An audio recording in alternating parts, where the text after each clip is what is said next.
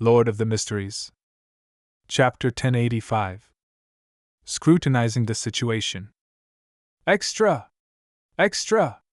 The kingdom declares war on Face-Sack! On the way from Mager Manor to Backland, Klein heard the paperboy shouting on the streets with brisk steps while on a horse carriage. Although he had already made preparations, he still sighed after confirming that the war had truly erupted. He couldn't help but feel depressed again. The grudge from having Sonia Island, a key territory, taken away. The conflict over the rights of the colonies. The defeat from the previous war. The political corruption leading to a recession. Ever since the repeal of the Grain Act, many farmers of the kingdom have gone bankrupt due to the importing of foreign food products. The lower class live in abject conditions. The rich-poor divide only grew deeper. The middle class's blind confidence in the lone kingdom's might, and the eager desire to raise their own positions. The intensifying conflict between different political factions in high society leading to a fracture. The king and his faction wish for a large-scale war. With all these factors combined, just from an objective standpoint, and considering this from the angle of materialism, it's almost inevitable for Lone to start a war. Reality is the best author. Jumping out from his experience from the past, Klein scrutinized the Lone Kingdom's situation from a fresh point of view. He realized that the tides of the times had already formed and were surging over. Without a true deity's descent, it was completely unstoppable. In comparison, what puzzled him more was why the Face-Sack Empire would be willing to initiate a war. Even if the members of an ancient secret organization were indeed members of the upper echelons of Face-Sack or the Church of the God of Combat, key figures who had the right to make the decision, there was no way they could be alone in deciding such an important matter. How could the others agree to a world war?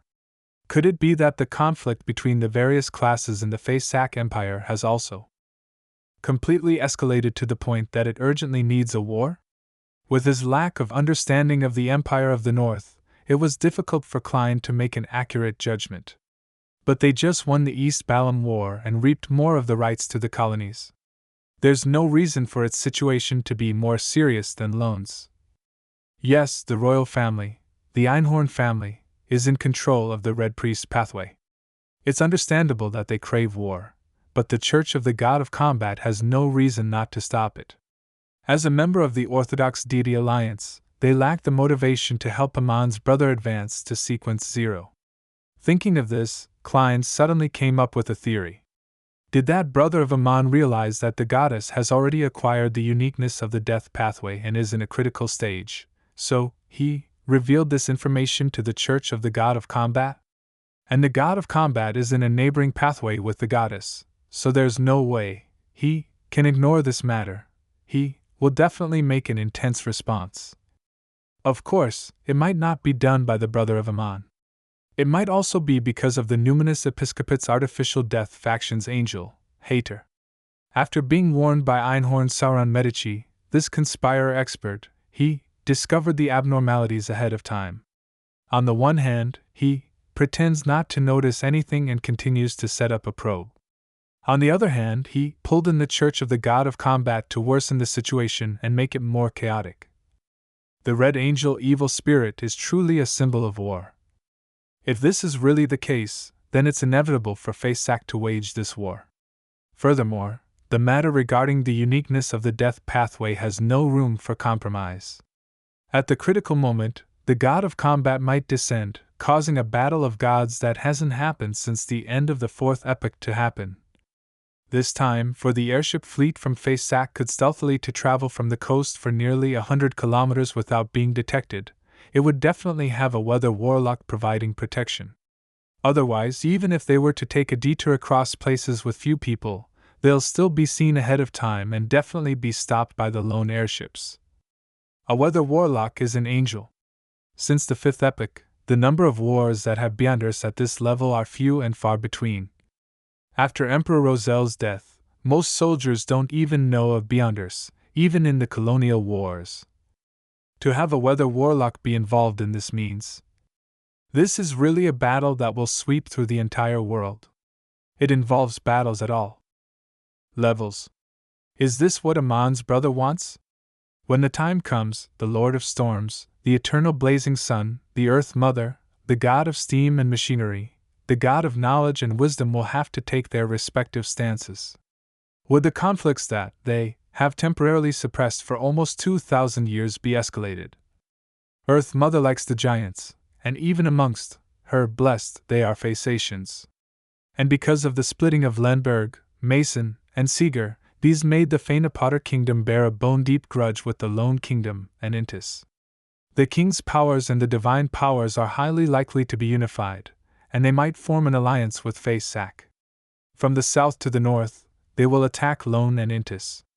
Of course, countries like Lemberg and the Church of Knowledge, who are in the crossfire, will definitely try to stop it. As for Desi Bay, Phaenopotter, and the Lone Kingdom are directly connected, the South wouldn't be peaceful either. The more Klein thought about it, the more he felt that the situation in the northern continent would become abnormally chaotic. And no matter what direction it developed into, he couldn't stop it. Even as a Sequence 4 demigod, under the tide of the times, there was no way for him to cause any major impact in this battle of gods, or exert any key influence. It would be pretty good if he could protect himself and the people he cared about. Previously, when the Phaesac air fleet attacked, the first thing he did was arrange for Butler Walter and company to hide in the underground area that was used as a wine cellar. Then, he teleported to Backlund University of Technology. At that time, a bomb had already hit the ground. Some had died, and others were injured. The only thing he was thankful for was that his sister, Melissa, wasn't within the vicinity of the explosion. By the time Melissa and Benson met, the airships from Phaesac didn't stay for long and quickly retreated from Backlund. Only then did he return to Dwayne Dante's residence. Phew! Klein let out a slow sigh of relief. He turned his head to look out the window and saw that, after hearing that the kingdom was declaring war on Phaesac, a small number of pedestrians on the street wore a look of horror, as though they had recalled the air raid in the morning. Most of them wore blank expressions with a look of panic. They had no idea what they could do even if they wanted to. They might not have truly understood what this war would bring, but they instinctively felt that peace had been broken. The future was a chaotic mess, fraught with danger. Klein retracted his gaze and looked at his valet, Enani, who was sitting opposite him. From his eyes, he realized that he was somewhat at a loss. He gave a half-smile and sighed. He raised his hand to rub his temples and wiped away his depressed and helpless feelings. He thought about what he could do and what he needed to take note of. No matter what, with this experience and lesson, the king's faction has had a war spark out as they wished. Before all of Lone collapses, it's nearly impossible for Phaesac to invade Backlund again. It would be safer for Benson and Melissa to stay here. What's most worrisome is the lack of food and various assassinations. The latter is nothing. The place where Melissa and Benson live in is decided by their own levels. They aren't anywhere close to coming into contact with someone important who is a target for assassination, so they won't be implicated. Fortunately, Portland Moments Research Laboratory has just been established, and there are no results from it yet. It won't become a target that must be destroyed. As for the former, I can provide some help through Miss Audrey. The Winter County at the Holy Cathedral is located in the far north reaches of the kingdom, next to Phaesac. It's always the front line of every war. Ma'am Ariana might have returned to help the military. Oh, she might also be sent elsewhere to protect the coast. After all, the defenses of Backlund are sufficient. The royal family definitely has grade 0 sealed artifacts, and also angels. The three churches most likely have hidden tricks up their sleeves. In that case, my greatest pillar of support is gone.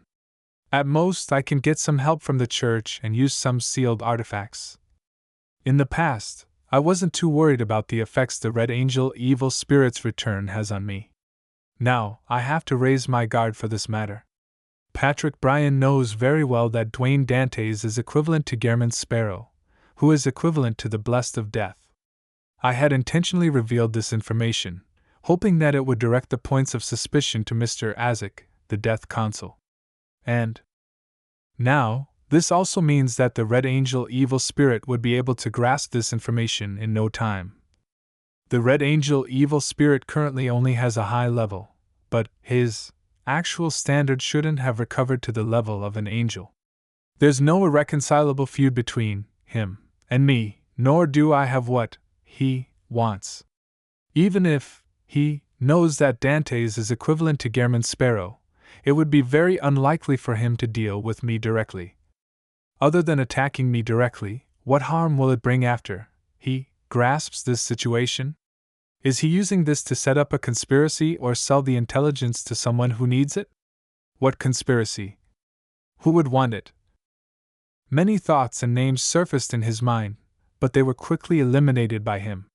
This included Amon's brother, and the angel of fate Ouroboros. From the Red Angel evil spirit's past actions, for the time being, he wouldn't make contact with Rose Redemption, and Amon's brother is a sworn enemy of Medici and company. Suddenly, a name appeared in his mind, Zeratul. The leader of the secret order, the Sequence 1 Seer Pathway Angel, Zeratul, who had returned to normalcy after becoming mad. According to Erodes's feedback, this powerful and concealed existence had already left his original location, and his whereabouts were unknown. Previously, Klein had been wondering if he would come to Backlund due to the law of beyonder characteristic convergence. Medici and the Zeratul and Zoroast families were serving under the Solomon Empire. Even if they weren't friendly with each other, they must be very familiar with each other. In the foggy town, Zeratul had met Gehrman's sparrow. If he really wants to pursue something, he would definitely chase after the crazy adventurer. With a thought in his mind, Klein instinctively began to assume that Zeratul was in Backlund in search of Gehrman's sparrow, and with that, he began to analyze the situation for other abnormalities. At almost the same instant that he thought of something, Klein recalled the failure of the joint operation between Sharon and the Sanguine. The Rose school of thought is also looking for Gehrman's sparrow, so would Zeratul, who received the corresponding news, work with them? Back then, the operation was on the brink of success. The Rose school of thought's person in charge in Backlund had left in a hurry. Clearly, he had only noticed the problem at the last moment. With the Sanguine preparing the corresponding sealed artifact, it's rather impossible for such a failure to happen. Even the Sanguine Duke was puzzled and confused. But what if it was thanks to the perceptive intuition of a Sequence 1 angel of the Seer pathway? This would explain it perfectly. Back then, Zeratul was sitting opposite the Rose school of thought's Backlund person in charge? The Rose school of thought retreated in a panic and had even deliberately left behind a doll to create moonlight and cleanse everything so as to cover up the existence of Zeratul? Also, the fact that Gehrman's sparrow has a certain relationship with the Death Consul isn't a secret. Will Zeratul spread out all his marionettes and sense if there's the power of death in Backlund? Previously, when Patrick Bryan was holding rituals, there was actually Zeratul's marionette watching him. If the Red Angel evil spirit has already sold the intelligence to Zeratul, then wouldn't my returning to Backlund Street in such a chaotic situation be giving myself up? His pupils constricted, and he immediately said to the coachman in front, "Just stop here. I suddenly thought of something else I need to settle."